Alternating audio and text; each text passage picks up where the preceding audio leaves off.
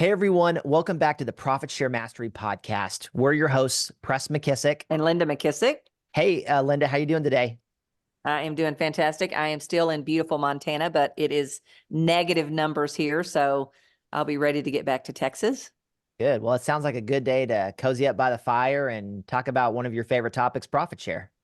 Yeah, I've got my coffee in hand, got my profit share topic ready. Good. Well, today we're going to talk specifically around setting your profit share goals in 2024.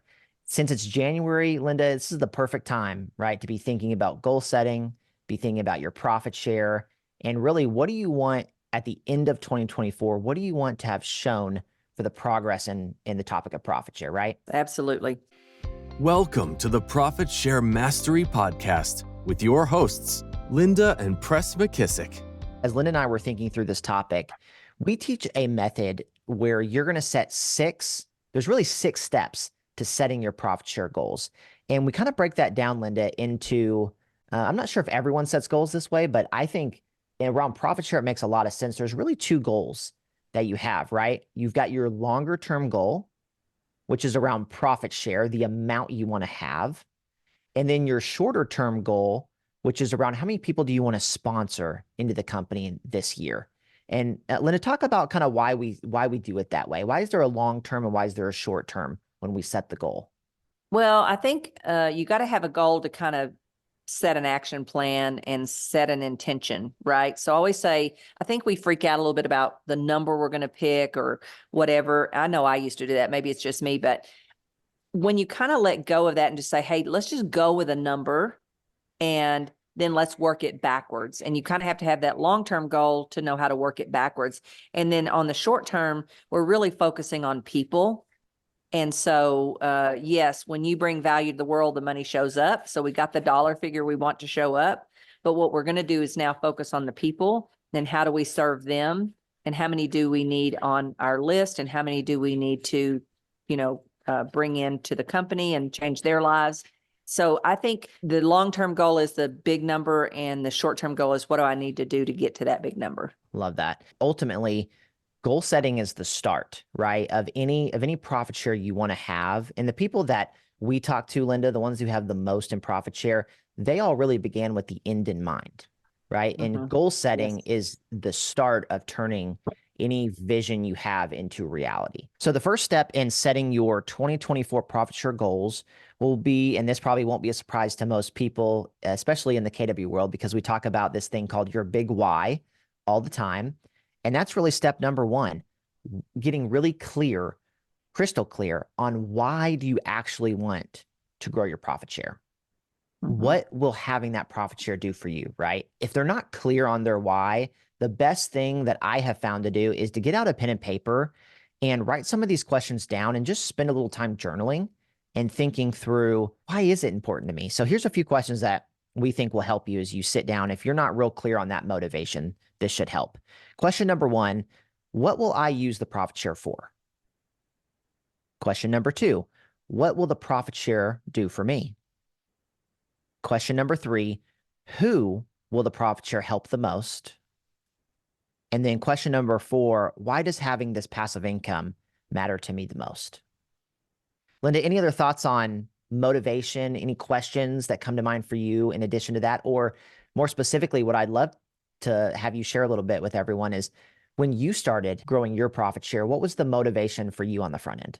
Well, in the beginning, I always like to say, it took me a good while. Everybody was trying to talk me to profit share. They tried to recruit me with profit share, which wasn't my biggest value gap. You can't sell somebody on something that they're not interested in. I really thought 50 more houses, 100 more houses, whether I sold them or bought them would really solve all my problems. And to be honest with you, what really kicked me into gear to really go back and try to figure out why everybody keeps trying to talk me into profit share was just a really bad day in real estate. And I think we're in a year now where some people are going to have that bad day and they think, God, what else can I do? And thank God my resume only allowed me to make minimum wage, because I think had it been an out to something else, I might have quit that day. But it was a motivator for me to say, okay, if this profit share thing is something that will build wealth and residual and passive income, give me more freedom and options, then I'm interested in learning. And then after that, once I did a performance, I realized what a huge gift and an opportunity profit share even was to any of us. It was hard for me not to really think about how do I build a plan around this and how do I fulfill it? And then I realized that honestly, my life was changed from the company. And so if my life was changed, really all I was going to be doing was actually go out and change other people's lives. What came later is I began to see the money. The money was very small in the very beginning for us. I think our first one was like 73 cents or some, ridiculous number. What happened to And that check? yeah, well, I think we spent it because we can't find it. So I think over time, though, what happens, is, especially if you separate the money, is you start seeing like trips with your family, your house payment, whatever is important to you. We make decisions on emotion and justify with logic. And so you've got to tie it to something that's emotionally important to you. That's really good. Sounds like to me, the better you can get about being clear about where you want your life to go, the more the more profit share is probably going to draw to you, right? Like if you're clear that you want to have a life of freedom, you want to be able to have the relationships you want to have, the time spent with your family you want to have the money to do what you want to do, then that's probably going to be a big draw towards your motivation around profit share, right? It's the future you want to have. A lot of times we don't even realize the gifts and the opportunity profit share is going to give us later. We might be focused short term on a vacation or a car or something like that. But the truth is, as this thing grows, and it does grow way beyond what you do on your first level, what happens is the doors start to open to either have a family member that is in need that you can just stroke a check and help them out, or a dream home that you have that you can make lots of memories with your family. I think you don't have to have it all figured out. You just have to believe that as you build it, I always say God will give you those opportunities, whether it's a charity that really needs you to step into their gap, whether it's a family member that really hasn't prepared financially enough and you love them and care about them, that something will come up that you'll go, I'm so thankful I have this profit share. And you and I have had many stories on this profit share podcast. Someone who was able to send their daughter to the Olympics with God knows what the opportunities are for you to use that profit share. You might not know yet. That's really good. All right, moving on to step number 2. Step number 2, we are going to have you print off a large blank check, and we want you to write out how much you eventually want to make from profit share. So let's be clear on this. We're not talking about how much do you want to make this year. This is the long-term goal, right? How much do you eventually want to make from profit share? Linda, when you did your check, it was how much? Probably more than they had in the whole profit share pool. It was $1 million. And I don't know why I was inspired to do it. First of all, nobody was getting that much money in the first place. And there probably wasn't $1 million in the whole profit share pool. But I am one of those people, and we say this all the time. That's why we have several stories in our profit share program. We have Nick's story that may be more believable to other people. And then we have people who just want to say, what's the most anybody's ever done? And I want to go for that. So I'm one of those people. What is the biggest amount I could possibly probably do? And let's go for that, right? And if I'll fall short, I'll still be happy with it. Yeah, I went for $1 million and I have no idea why, but I just did. It sounded good, like a good round number. Being a beneficiary of that goal, thank you for setting such a high goal, because it's blessed our family in a lot of ways. So regardless of whatever the number, you get to decide, right? You get to choose. For some of you, between 18 and 22,000, right? Whatever your cap is in your market. Some markets you might be in a higher cap than that, but maybe the first goal is I want to work at KW for free, right? Maybe your profit share number is to pay for your cap. Maybe a goal is 50,000. For some of you, 100,000, 250,000, $500,000. Or if you want to be like Linda and go big, it could be $1 million, right? Whatever the number is, you just have to be tied to that number. So you get to pick it, write it down on that check. And then what we want you to do is we want you to put it somewhere where you're going to see it every single day. And Linda, again, this is something you did. So kind of talk about why this step number 2 is really important. To be honest with you, Press, there's even more things now that scream your attention than when I did this. But I think the whole world wants your attention and wants your focus. And we all know from Bold, what you focus on expands. And so I think I've always been a visual person. And so to me, whether I see them in my mind or I put them on a board, I think that's always the first step to me obtaining the things that I really want in life. So I think if you have that visual, it's going to be a reminder, and that reminder is going to remind you to keep this top of mind and keep this top of focus. Otherwise, I think it'll get kind of pushed to the side like other things. I would even say, Press, if you see us at family reunion, come up, let's get a picture together. And we always say, when you take a picture with us, what we want you to do is put that picture next to your profit share goal or your profit share check that you've made out. Yeah, love that. Okay, so that's step number 2. And again, remember, that's the long-term part of our goal setting process, right? Is that eventual profit share you want to have. The next step, step number 3, is to pick your short-term goal. Now, the way we define your short-term goal is it's how many people do you personally want to sponsor into the company in 2024, right? So that's not levels 2 through 7. That's you sponsoring people into your first level of your downline. And what I love about this goal is the profit share goal, Linda, like we've talked about, is something that you don't really have the control over how much or how little, right? You just move towards it and it shows up. The sponsorship goal, you have a lot more control over, right? We talk about in KW lead measures, lag measures. It is a lead measure of you getting your profit share, and it's something you have a lot more control over. So that would be our recommendation. Now, in terms of the number of people you pick, again, that's going to be defined by your goal, your time frame of how long you want it to take to get the profit share you want to make. For some people, the first best goal, I always go back to Mo Anderson. Linda, what does Mo tell us about 15? 15 in your first line as quickly as possible. For some of you, that may be a great first year goal for you if you're newer to profit share. Set a goal of 15 people and go after that.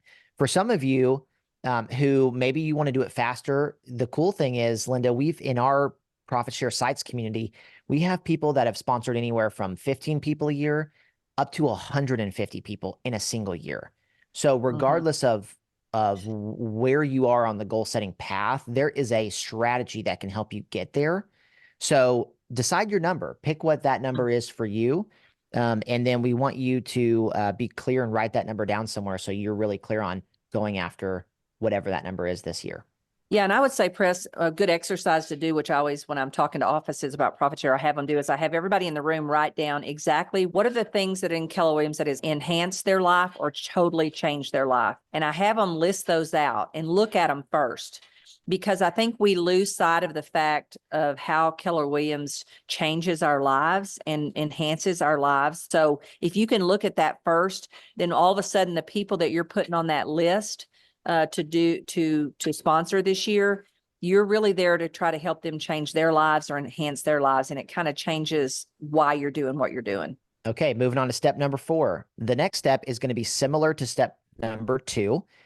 You're going to create some sort of graphic. If you're a productive real estate agent, you've probably done this before, right? Where you've had a piece of paper, or maybe it's up on a whiteboard, and you have all those houses drawn, right? Let's say your goal was to sell 100 houses in a year.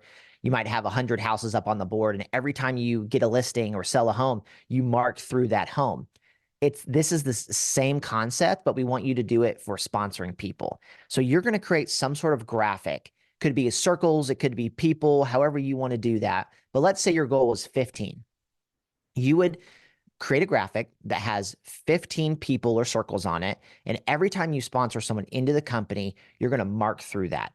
So again, we want that, ideally, that should sit right by your profit share check, somewhere you're going to see it on a regular basis. And what that's going to do is it's going to, number one, hold you accountable to how are you doing towards your goal for the year.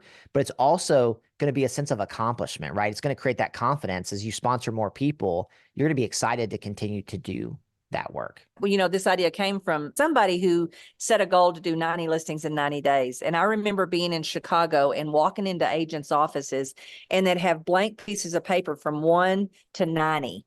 And every time they got a listing, they put that information sheet in that blank spot to fill it. And I thought, what a great idea for recruits. Put their face in front of you. And we always tell them, don't start with more than 5 on your list till you practice this muscle on a whiteboard so that you have them top of mind. And you start doing some of the things we tell you to do in the profit share mastermind program. But just having that visual, I think, makes it fun and exciting and just kind of creates an energy around it. So that's step number 4. Linda, moving to step number 5. This is going to be where you've set your goals. Now your goals are set. You've created your visuals. You're clear on your why. Moving into step number 5, you are actually going to pick your strategy.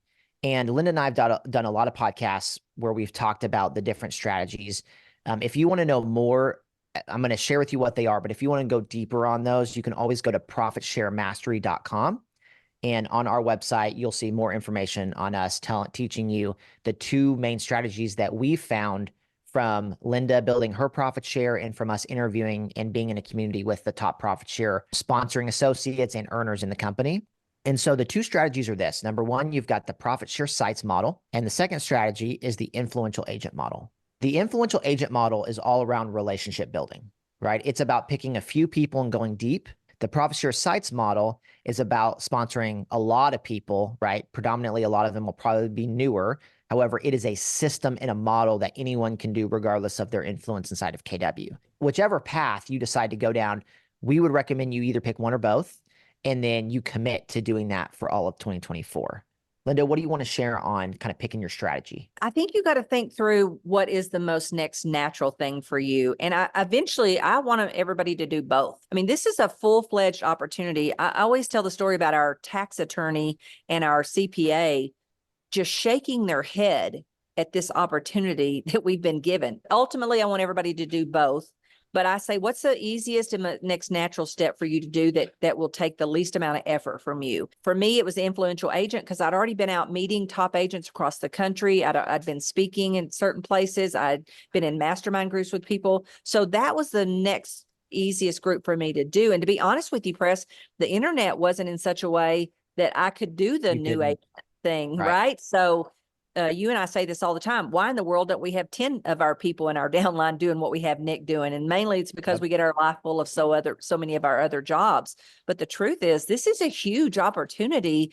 And so for someone who doesn't really have those relationships yet with existing agents, then I would say the new agent path is probably the easiest way to go. And the good news is whatever path you decide to do, if you need more help around doing either one of those, again, profitsharemastery.com. We have our profit share site system, which is designed, it's plug and play. It's already built. It's ready to go. We've proven it, tested concept with Nick, and now hundreds of other KW agents. So you can plug right into that.